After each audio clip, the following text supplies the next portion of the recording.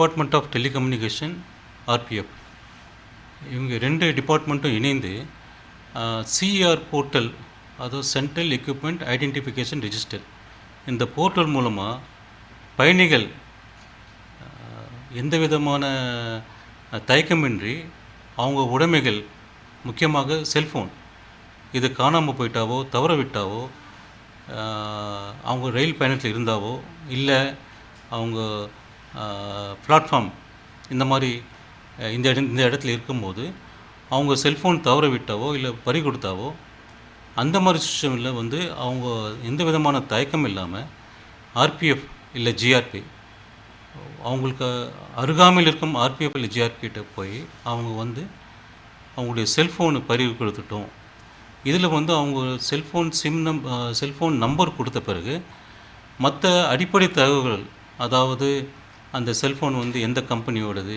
என்ன கலரு, என்ன மேக்கு, என்ன டிசைனு, இந்த மாதிரி ஒரு அடிப்படை தகவல் கொடுத்த உடனே ஆர்பிஎஃப் வந்து அதை வந்து அவங்க அந்த தகவலை வைத்து சிஆர் போர்ட்டல் மூலமாக அந்த செல்ஃபோனை வந்து ஆர்பிஎஃப்க்கு அதிகாரம் கொடுத்துருக்காங்க அது பிளாக் பண்ணது. ஸோ பிளாக் பண்ண பிறகு இது வந்து அந்த பேசஞ்சர் இந்த மாதிரி தகவல் கொடுத்த பிறகு ஆர்பிஎஃப் பிளாக் பண்ணிடுது.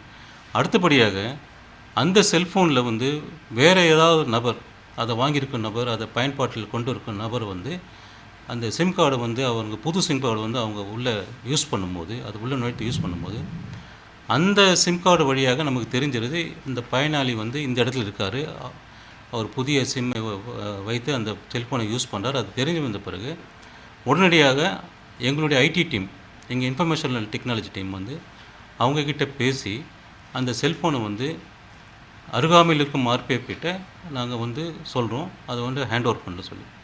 ஸோ இந்த மாதிரி ப்ராசஸில் நாங்கள் பண்ணும்போது இது வரைக்கும் கிட்டத்தட்ட 120 செல்ஃபோன்களுக்கு மேலே நாங்கள் வந்து எங்ககிட்ட இந்த மாதிரி பறி கொடுத்துருக்க செல்ஃபோன் வந்து எங்கள் கைக்கு வந்திருக்குது.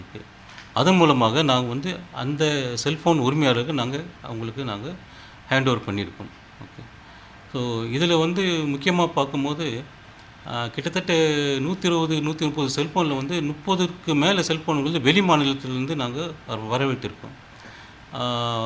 தெலுங்கானா, அஸ்ஸாம், மகாராஷ்டிரா, ராஜஸ்தான், இங்கே இருக்கிறவங்களும் அந்த செல்ஃபோனை வந்து அவங்க வாங்கியிருக்கும் பட்சத்தில், அவங்கக்கிட்ட கிடைச்சிருக்கும் பட்சத்தில் அவங்க வந்து ஆர்பிஎஃப் ஐடி டீம் கான்டாக்ட் பண்ணும்போது அதை வந்து அவங்க அருகாமையில் இருக்கிற ஆர்பிஎஃப் ஸ்டேஷனில் அவங்க கொடுத்துருக்காங்க. அதன் மூலமா ட்ரெயின் மூலமா எங்களுக்கு இங்கே வந்திருக்குது. அது மட்டுமின்றி சில நபர்கள் வந்து அந்த செல்ஃபோனை கொரியர் மூலமாகவும் எங்களுக்கு அனுப்பிச்சி வச்சுருக்காங்க. ஓகே. இதனால் வந்து எங்களுடைய ஆல் இண்டியா ஆர்பிஎஃப் வந்து ஒரு ஆல் இண்டியா நெட்வொர்க்கு ஒரு அமைப்புள்ள ஒரு பாதுகாப்பு படை. ஸோ அதனால் வந்து எங்களுக்கு ரிக்கவரி ப்ராசஸ் வந்து ரொம்ப ஈஸியாக இருக்குது. பயணிகளுக்கு நாங்கள் சொல்ல வேண்டியது என்னென்னா, நீங்கள் உங்கள் பொருட்களை, உடைமைகளை பாதுகாக்க வைத்துக்கொள்ளுங்கள். முக்கியமாக ட்ரெயினில் ட்ராவல் பண்ணும்போதோ இல்லை பிளாட்ஃபார்ம் இருக்கும்போதோ இந்த செல்ஃபோன் சார்ஜ் போட்டு சார்ஜ் பாயிண்டில் வைத்து கொண்டு நீங்கள் கவனக்குறைவாக இருக்கிறது, இல்லை ட்ரெயினில் ட்ராவல் பண்ணும்போது தங்களுடைய உடைமைகள் கவனக்குறைவாக வைத்திருப்பது, இதன் மூலமாக வந்து அந்த பொருள் வந்து மிஸ் ஆகிறதுக்கோ இல்லை திருடுறதுக்கோ அதிகமான சான்சஸ் அதிகமாக இருக்குது. ஸோ அதனால் உங்களுக்கு வந்து எங்களுடைய தரப்பு வந்துன்னா, நீங்கள் பயணம் செய்யும்போது உங்களுடைய உடைமைகளை மிகவும் ஜாக்கிரதையாக பார்த்துக்கொள்ளுங்கள். ஓகே. அது மட்டுமின்றி இந்த மாதிரி